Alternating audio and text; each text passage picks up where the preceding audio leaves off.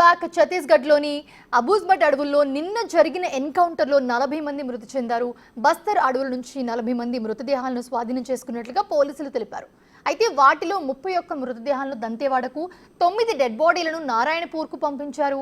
ఈ మేరకు బస్తర్ జిల్లా పోలీసులు ఒక ప్రకటనలో పేర్కొన్నారు.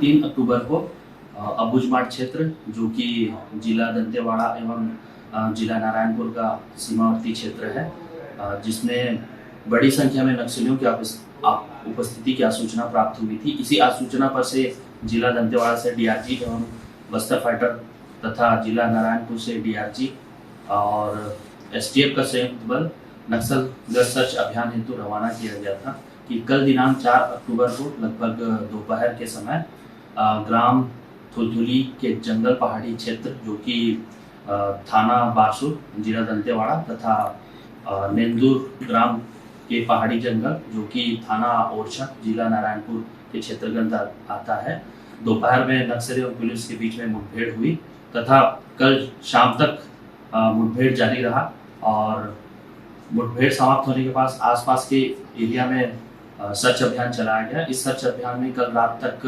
28 वर्दीधारी नक्सलियों का शव बरामद कर लिया गया था तथा और भी 100 नक्सलियों के शव मिलने की संभावना व्यक्त की गई थी तथा आज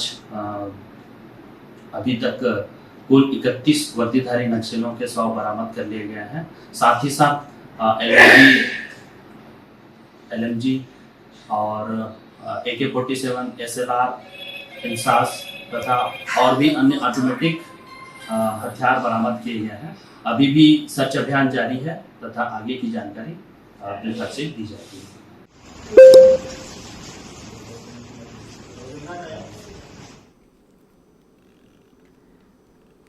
రైట్, ఇది అంశానికి సంబంధించి మరిన్ని అప్డేట్స్ ఖమ్మం నుంచి మా ప్రతినిధి భాస్కర్ అందిస్తారు. భాస్కర్, మనం నిన్న సాయంత్రం చూసాము 30 మంది వరకు మృతి చెందినట్లుగా ఎన్కౌంటర్లో చెప్పారు. సో ఈ రోజు చూస్తే 40 మంది వరకు మృతి చెందినట్లుగా చెప్పారు. సో ఎలా ఉన్నాయి అప్డేట్స్? ఇంకా ఈ సంఖ్య పెరిగే అవకాశం ఉందా? ఇప్పటికే ఛత్తీస్గఢ్ అబూజ్మాడ్ అడవుల్లో నిన్న జరిగినటువంటి ఎన్కౌంటర్లో మొత్తానికైతే మాత్రం నిన్న నైట్ వరకు 36 వరకు నక్సలైట్ మృతి చెందినట్టుగా అక్కడ బెస్తర్ ఐజీ సుందర్ రాజ్ అని కూడా పేర్కొన్న నేపథ్యం ఉంది. తాజాగా ఉదయం పూట కాల్పులు ఘటన ప్రాంతంలో మొత్తాన్ని క్యూబింగ్ చేసినటువంటి సిఆర్పిఎఫ్ బృందం మరో 4 మృతదేహాలను కనుగొనడం జరిగింది. ఫలితంగా మొత్తం 40 మృతదేహాలు స్వాధీనం చేసుకున్నారు. ఒక 9 మృతదేహాలు నారాయణపూర్ జిల్లాకు తరలిస్తారు. మరో కొన్ని మృతదేహాలు మొత్తానికి అయితే మాత్రం దంతేవాడకు తరలించేందుకు రంగం సిద్ధమైంది. అయితే ఇప్పటికే ఆ పరిసర ప్రాంతాల్లో చాలా విలువైనటువంటి నక్సలైట్లకు సంబంధించిన విలువైనటువంటి ఆయుధాలు కావచ్చు, మరో కీలక సమాచారం కూడా వాళ్ళు స్వాధీనం చేసుకోవడం కూడా జరిగింది. మొత్తానికైతే మాత్రం డిఆర్జీ, సిఆర్పిఎఫ్, కోబ్రా సిబ్బంది కర్కన్గూడలోనే నక్సలైట్లు ప్రధాన ప్రాంతంలో ప్రవేశించారని పక్కా సమాచారం ఉన్న నేపథ్యంలోనే వాళ్ళ ఉనికిని లేకుండా చేసుకునే విధంగా మొత్తానికి ఆపరేషన్ ఆకాశంతో పాటు ఆపరేషన్ గ్రీన్ హంట్, ఆపరేషన్ వివిధ రకాల కొత్త పేర్లతోటి మొత్తానికైతే మాత్రం ఇక్కడ యువతను అదేవిధంగా వాళ్ళకి సానుభూతి పట్ల మొత్తానికైతే ఒక ఉపాధి చూపెట్టుకొని లొంగిపోయినటువంటి మావోయిస్టులను కూడా వాళ్ళకు పోలీస్ శాఖలో వాళ్ళకి ప్రాధాన్యత కల్పిస్తూ వాళ్ళ ద్వారా కీలక సమాచారం రాబట్టుకుంటున్న నేపథ్యం ఉంది. ఫలితంగానే మొత్తానికైతే మాత్రం ఒకవైపున ఛత్తీస్గఢ్, మరోవైపున ఒరిస్సా, మరోవైపున ఈ తెలంగాణ పోలీసులు మొత్తం కూడా ఈ యొక్క సంయుక్త దాడుల్లో పాల్గొన్నట్టుగా సమాచారం వస్తుంది.